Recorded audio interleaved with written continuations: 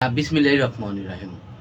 আহ, ভারতের আজ হলো মার্কিন চ্যান্সেলর ভারতের নরেন্দ্র মোদীর সাথে যে চুক্তি করছে, এই চুক্তির পরে ভারত কতটুক সোভিয়েত ইউনিয়ন এবং রাশিয়ার ব্লক থেকে বাহির হতে পারবে।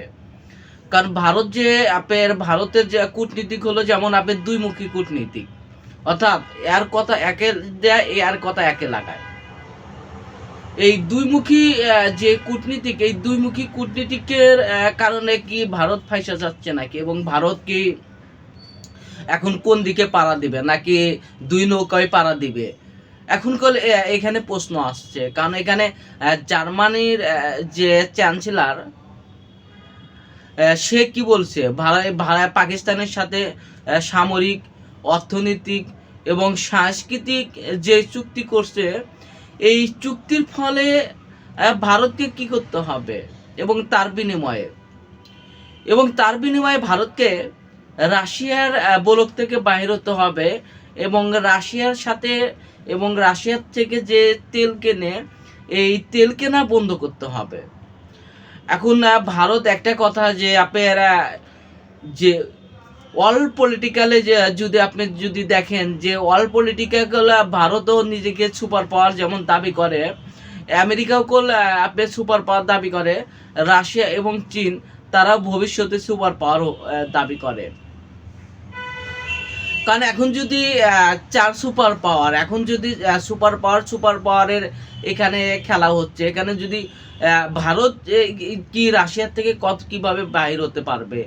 কারণ ভারতেও 1919 সালে সোভিয়েত ইউনিয়নের সাথে, এবং তখনকার নেহরুল ছিল প্রধানমন্ত্রী, তাদের সাথে যে চুক্তি হয়, এই চুক্তির ভারসাম্য, এবং 1971 সালে যখন বাংলাদেশ এবং পাকিস্তান যুদ্ধ হয়, পাকিস্তান যুদ্ধের সাথে ভারতের সাথে এবং রাশিয়ার সাথে যে চুক্তি ছিল যে একে অপরকে সহযোগিতা করবে এবং সামরিক এবং অর্থনৈতিক দিক দিয়ে, এক্ষেত্রে আপনার ভারত কি কতটুকু বাহির হতে পারবে।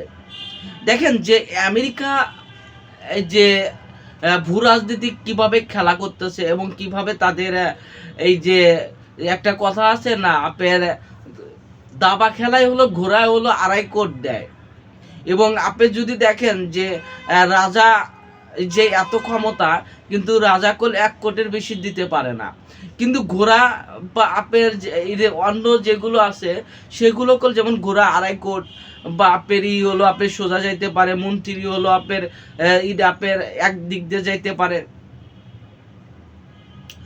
কিন্তু রাজা কোল এক দিক দিয়েই যায়। এখন প্রশ্ন হলো যে ভারত কতটুকু যেতে পারবে, এবং ভারতকে এবং রাশিয়ার থেকে তেল কিনতে বন্ধ করতে পারবে। এবং ভারতের সাথে রাশিয়ার দূরত্ব যদি দেখেন খুবই কাছে। এখন যদি ভারত যদি এখানে একটা জিনিস দেখেন যে আমেরিকা ভারতকে যে প্রস্তাব দিছে, এটা হলো ভেনেজুয়েলার থেকে যে তেল উৎপাদন হবে, এই তেল হলো ভারতকে নিতে বলতেছে। কারণ ভারত একটা বিশাল রাষ্ট্র, যেখানে 140 কোটি জনগণ বসবাস করে, কিন্তু আগে গণতন্ত্রের কথা থাকলেও বর্তমানে যে ভারত, এটা হলো গণতন্ত্র হলো কাগজে কলমে, এটা গণতন্ত্র। আসলে ভারতে কোনো গণতন্ত্র বর্তমানে নাই। ভারতে হলো একদলীয় শাসন ব্যবস্থা এবং হিন্দুবাদী রাজনৈতিক শাসন ব্যবস্থা চলতেছে। এখন যদি ভেনেজুয়েলার তেল যদি ভারত নিতে চায়, এবং ভারত যদি এখানে ইনভেস্ট করে, সেক্ষেত্রে ভারতের কি হবে। এবং এখনও যে ভেনেজুয়েলার শাসন ব্যবস্থা এবং শাসন ভাব, তো সেখানকার হলো এই যে ভারপ্রাপ্ত প্রেসিডেন্ট বা স্বরাষ্ট্রমন্ত্রী বা ডিফেন্স মিনিস্টারের কথাই যদি শোনেন, তারা কি বলতেছে যে আমেরিকার সাম্রাজ্যবাদী আমরা ঠেকা দেব, আমাদের প্রেসিডেন্টের জন্য আমরা লড়াই করব, এবং আমাদের প্রেসিডেন্টকে আমরা মুক্তি করব। অর্থাৎ মাদুরা যে জেলে, তাকে মুক্তি করার জন্য তার দেশের এখনো প্রেসিডেন্টরা লড়াই করতে চাচ্ছে। সেখানে যদি ভারত যদি এখন ইনভেস্ট করে এবং ভেনেজুয়েলার তেলের প্রতি নির্ভরশীল থাকে, সেক্ষেত্রে ভারতের কতটুক পাবে এবং ভারত কতটুক যাইতে পারবে। এখানে ভেনেজুয়েলার তেলে যদি ইনভেস্ট করে, ধরেন ভেনেজুয়েলার তেলে আমেরিকার সাথে ইনভেস্ট করলো, সেখানে আপনার গৃহযুদ্ধ শুরু হলো। যে ভারতে যেগুলো তেল কোম্পানি যেমন আদানি বা আপনার নেডল টাটা, আপনার আন্দানি, এই যে গ্রুপ, ভারতের গ্রুপগুলো যে ভেনেজুয়েলায় যদি ইনভেস্ট করে, ধরেন ভেনেজুয়েলার তেলের হলো ইনভেস্ট করলো, তেল ইনভেস্ট করার পরে হানাহানি এবং মারামারি শুরু হলো, তখন কি হবে? এই যে ভারতের এটা চিন্তা করতেছে, এবং ভারতের যারা রাজনৈতিক বিশ্লেষণ আছে তারা করলে এটা চিন্তা করতেছে, এখন যদি ভেনেজুয়েলার থেকে তেল নেয় এবং ওখানে এখন অশান্তি সৃষ্টি হচ্ছে, ওখানে তেল কিভাবে নেবে? এবং ভারত এত বড় রাষ্ট্র, এই তেল দিয়ে কী পাবে? এখন দেখেন যে আমেরিকা কেন আপনার জার্মানিকে পাঠাচ্ছে। দেখেন আমেরিকা কোন সরাসরি এই ডাপের এই ভারতের সাথে ডিল করতেছে না, আমেরিকা যেটা ডিল করতেছে এখানে জার্মানিকে ব্যবহার করতেছে। এবং জার্মানিদের আপনার এটা যেমন আপনি একটা জিনিস দেখেন যে ইরান যদি কোনো নেগোসিয়েশনে বসে, আপনার বিশ্বের অন্যান্য দেশকে ব্যবহার করে না, আপনার বেশিরভাগ ক্ষেত্রে মুসলিম দেশগুলো বাহরান বা আপনার ইয়েকে ব্যবহার করে।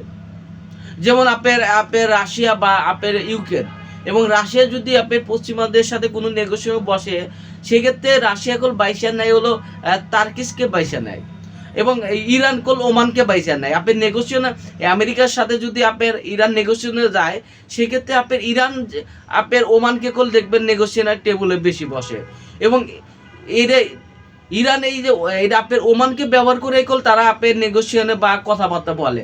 ঠিক আমেরিকা যে ভারতের যে পলিসি তৈরি করতেছে এবং ভারতের যে আপনার বিজনেস স্টাডি বা আপনার ভূ রাজনীতিকে যে স্টাডি শুরু করতেছে, এটা হলো জার্মানিকে দিয়া।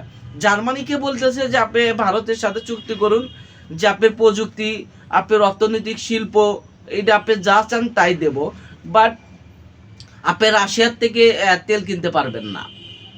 এখন যদি রাশিয়ার থেকে যদি ভারত না তেল কিনতে পারে, এবং রাশিয়ার সাথে যদি ভারত এবং রাশিয়া যদি ভারতের পিছু টান দেয়, সেক্ষেত্রে কল আপনার চীন বলেন, আপনার অন্য আপনার এই রাষ্ট্রগুলো কল তখন আপনার বিপক্ষে চলবে। এই যে খেলা, যে ভূ রাজনীতিকের যে আপনার চতুর্থমুখী যে আপনার সমীকরণ, এই চতুর্থমুখী সমীকরণে ভারত কতটুকু টিকে থাকতে পারবে? কারণ তখন কল ভারতের আপনার এইদিকে যাবে, ওই দিকে যাবে।